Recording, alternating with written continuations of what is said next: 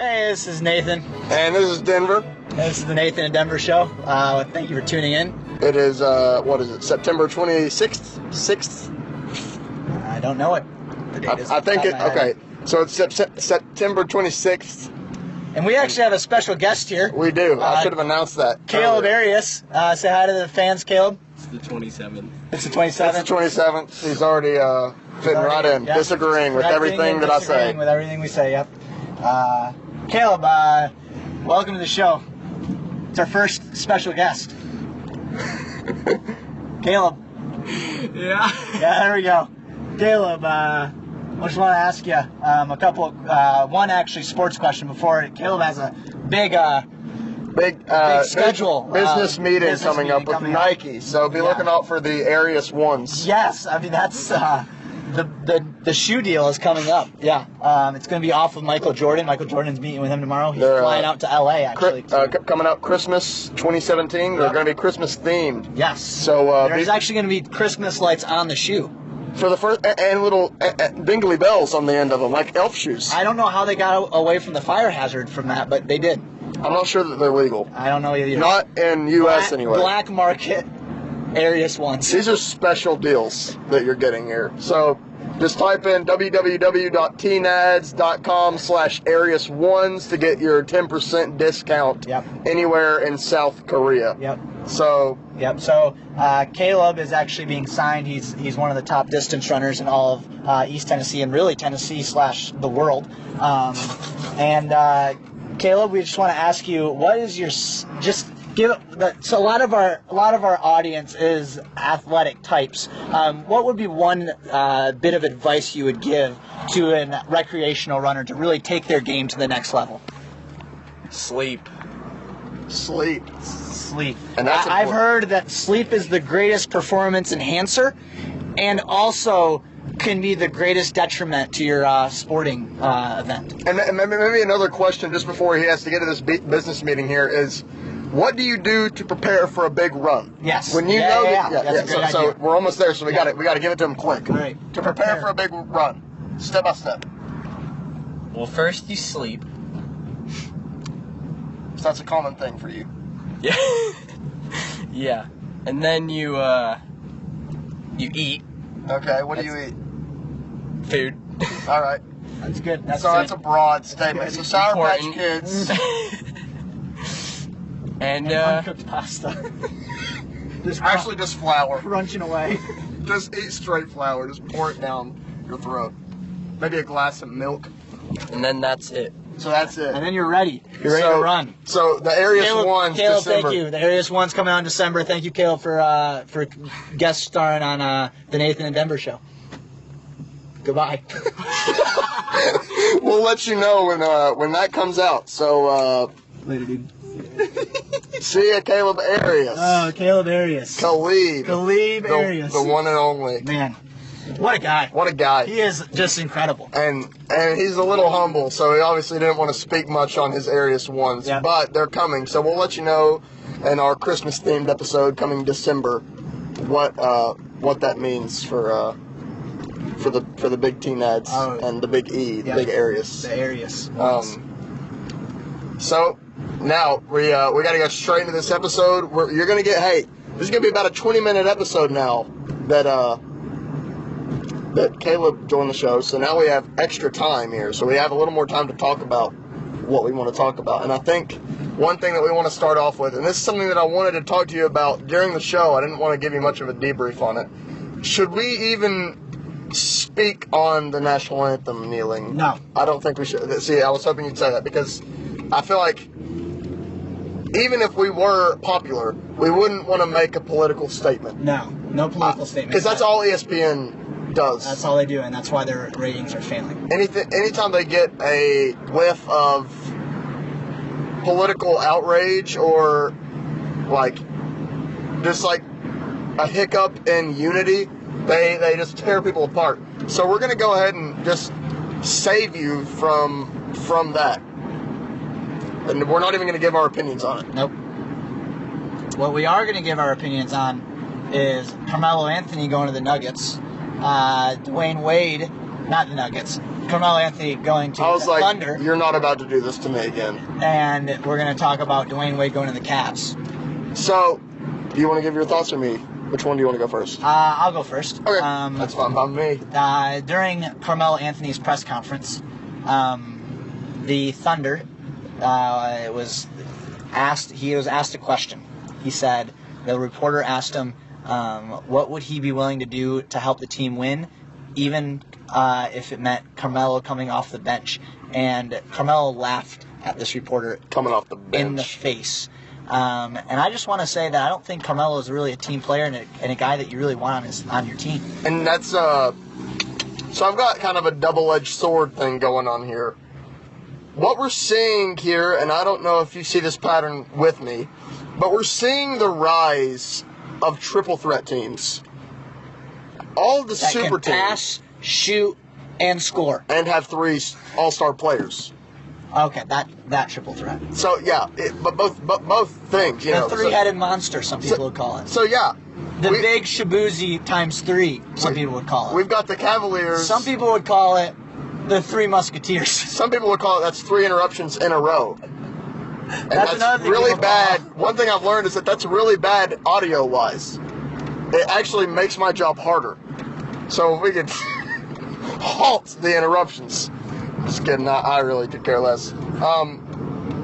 But we've got 3 teams right now that I think are at the top of the list when it comes to 3-headed giants or monsters, whatever.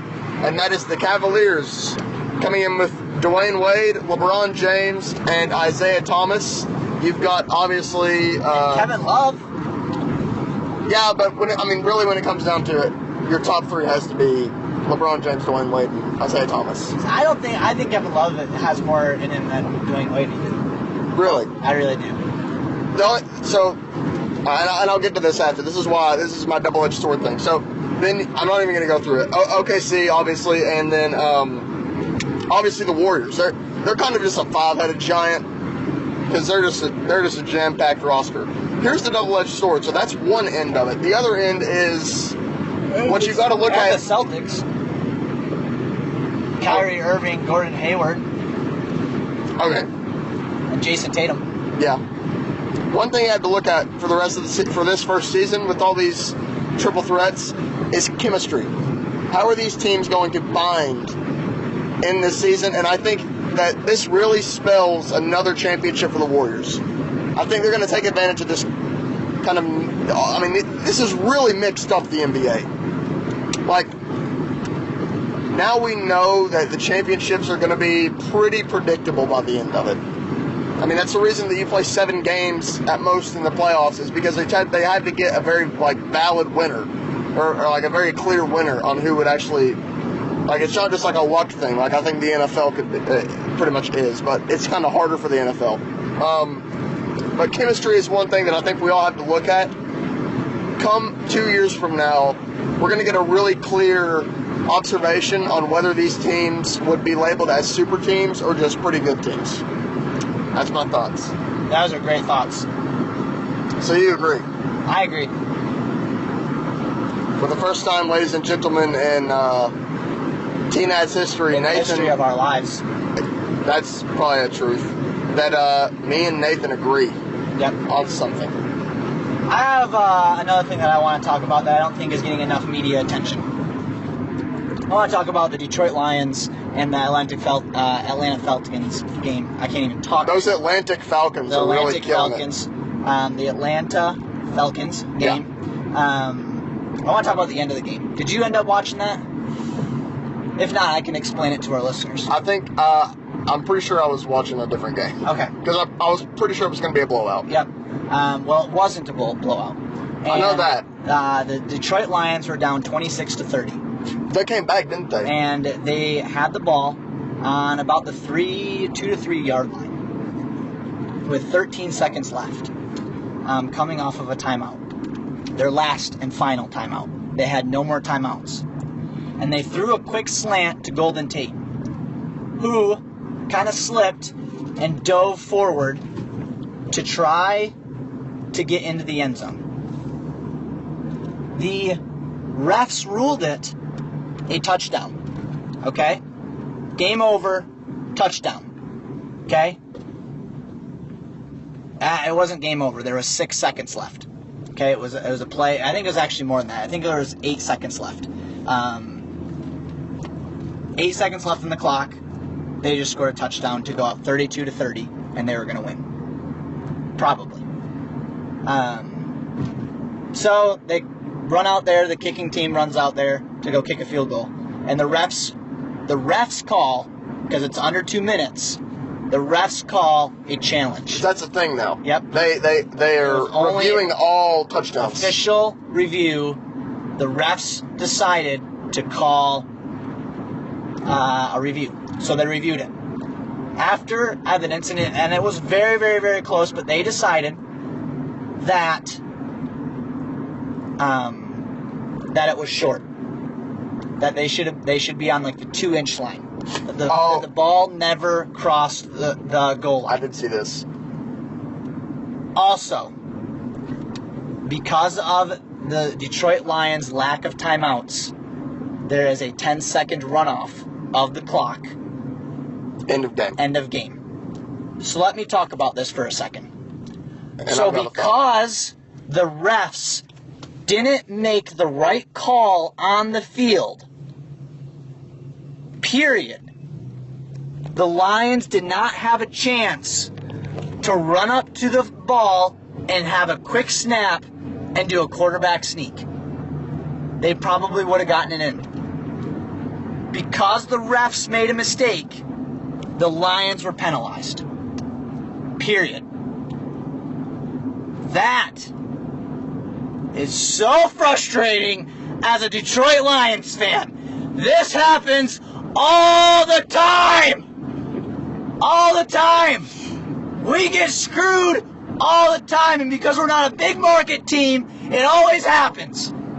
That's all I gotta say. Sick of it. This is reminiscent of the time that the refs really screwed over the Browns. When, what was it, that the Browns had a play that could have won them the game or something like that. The Browns go out quickly, they run a play, they either spike it or they run it, and the refs go back and they review the last play, even though the Browns came out and had a play. That is not supposed to happen. If you run a play, that the refs can't go back and say, we're going to review the one before that. This just reminds me very much of refs. Oh my gosh, what is happening? Okay, anyway, the refs tend to do that. They tend to insert themselves into situations that they shouldn't. Yeah. Whether or not that was an actual touchdown is arguable. Now I remember, I did watch the end of the game. But the Lions should not be penalized for a review of a play. I don't know. It just doesn't really make sense to me. But that's just me. I get where you're coming from, and that. Yeah, it's a sad. It's a sad day for the Detroit Lions, and had they have beaten the Atlanta Falcons, I don't know about you, but I have a lot of Atlanta Falcons fans that surround me, and I'm kind of getting tired of the whole we're going back to the Super Bowl thing. Yes. I don't think that's going to happen. I don't think so either. I think they're going to fall off at some point. Yep. The other thing I want to talk about tonight, and I'm kind of monopolizing this episode, but that's fine. Okay. I kind of wanted you to. I don't really have a lot of segments. The other thing I want to talk about was the FBI probe that. I don't know a lot about this. So okay, so there was a probe, and the FBI. This has been a 3-year process. There's been a lot of coaches in the NCAA that has been steering their athletes to sign with certain shoe companies in the NBA, which is not legal. The teams are Auburn. Louisville's gotten in some trouble. I don't know if they were actually named in this specific document. I think so. I believe Arizona State and a couple other teams, but the big one I want to talk about is Louisville. Because Rick Pitino has been fired. And their athletic director now has been fired. And I want to get your opinion on scandals in college basketball. Denver Muncie. I want to get your opinion on is college basketball dirty? Part of the reason why Louisville's coach got fired was because there was a payment of $100,000 to a player. So here's my stance, and it's a pretty long one, but just from a glance. College sports is flawed in that way that I think there's almost too much politics that go into it. The NFL in the same way, but since we're talking about college here. Well, the NFL, you can pay people. Well, yeah. So I'm going to talk about how we don't get any college sports games anymore because players aren't able to get paid. I feel like that creates a lot of tension in college. Personally, I feel like they should be given something because the NCAA is, I wrote a paper on this, by the way. The NCAA is profiting off of these entertainers, just the way that the NFL is. And the college racks in a more, I think. Maybe not as, you've got a lot of more passionate fans in college than you do in the NFL. So the college is obviously racking in a lot of money. From the NCAA is obviously racking in a lot of money from this. So are the coaches and so are the colleges. But who are the people that get crapped on? The people working for the NCAA. So it does frustrate me when these players try to get recognized and get paid, and then their program is punished for it. I mean, these kids obviously are just like the rest of, so it just doesn't make any sense to me that these college kids are doing the same job that the NFL is doing. It's just that they didn't get signed on to do it, they chose to do it. Well, you know what I'm saying. I'm kind of fumbling over my words here just because it is kind of shocking to me that we don't pay our players. And when it comes to scandals in college, I don't really have many thoughts on that because it seems like we overreact over things that we shouldn't. I don't know what you're thinking right now. You may need to save me from this because I might start getting into some stuff that isn't really important, but I'll ask for your opinion. Yeah, I think collegiate sports is, I think everybody's paying everybody. For the most part. I mean, there's a couple of schools that I think are very, very clean. But for the most part, it's pretty dirty. I think the SEC is one of the worst out there. Sorry, I mean, I'm just saying. SEC is kind of money hungry. Yep, they're a little power hungry and money hungry. When schools like Ole Miss go from a nobody to a top 5 recruiting class year in and year out, there's something going on there, and obviously they've been caught now. But it's sad how many people are breaking the rules, and I think the rules need to be refined and updated. They're a little archaic. We're kind of exploiting our players. They are exploiting our players, I agree. But rules are rules. That's still at the end of the day, and I am definitely for following the rules. I'm also definitely for updating the rules. But you can't update the rules. You can't just break the rules because you don't think they apply to you. And Louisville needs to be punished for that. Louisville needs to be punished. So who knows what the consequences are, but Rick Pitino, sorry, you're fired. You'll be back. Maybe this is his 3rd scandal. So I don't know if he'll be back yet. And the other 2 scandals involved strippers and drugs. So very similar to Bill Clinton. So yes, I guess so. Let's not drag former presidents through the mud there. Yeah, our present president is already getting dragged through the mud. So yes, we'll save the presidency just a little bit of flag. I guess so. But yeah, so that's my 2 cents on that. And a side note, speaking of cheating, Denver's fantasy team cheated this week and beat mine. 99-89 after he had Todd Gurley, and I picked David Johnson number 1. He's on IR, My obviously. first loss, Denver's first win. How does it feel to get your first win? It's week 3. I mean, there are still teams that have not gotten a single win. One team. You sure about that? Yep. You and Jeremy's team are there. No, I'm talking about actual NFL. Oh, yes. There are still 4 teams that haven't. Not 49ers. Yeah, I don't really remember, but yeah, now there's only one completely defeated team. We won't speak the name of this person due to privacy issues. We just don't want to embarrass him publicly yet. So this has been a pretty good episode. I don't think we've rocked the boat too much, and I think for this week that's a good thing. Yes. There's been a lot of boat rocking, and we don't really want to be a part of that. Let's just make a statement as TNADS, and you can go off of this. You won't catch us. We like to play around. We don't like to follow the culture of everybody getting mad at everybody else.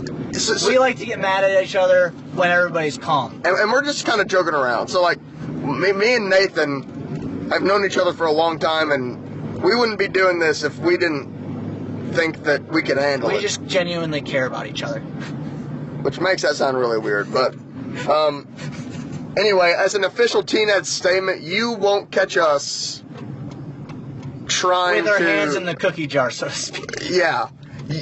That is actually perfect. You're not going to catch us in the NFL's cookie jar or digging through their luggage, okay? We don't care what kind of dirty laundry they want to air in front of the entire world. You're never going to catch us dipping our pen in the company ink, so to speak. You're not going to catch us rustling the feathers of the NFL or Roger Goodell. You're not going to find us shaking the feathers of the NFL, if you know what I mean. Yeah, I do, because I just said that. You're not going to catch us extending this episode any longer than it needs to be, because this is the end of TNADS episode 3, September 27th, according to Caleb Arias.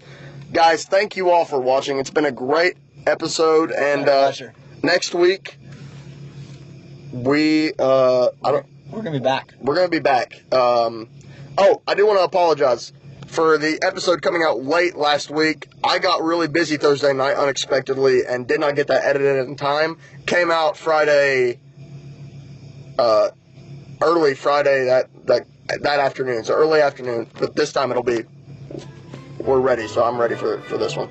No, thank you. This is the Nathan in Denver. This has been the Nathan in Denver show. It's been a pleasure. My name's Denver. My name's Nathan. And we'll see you all next Thursday.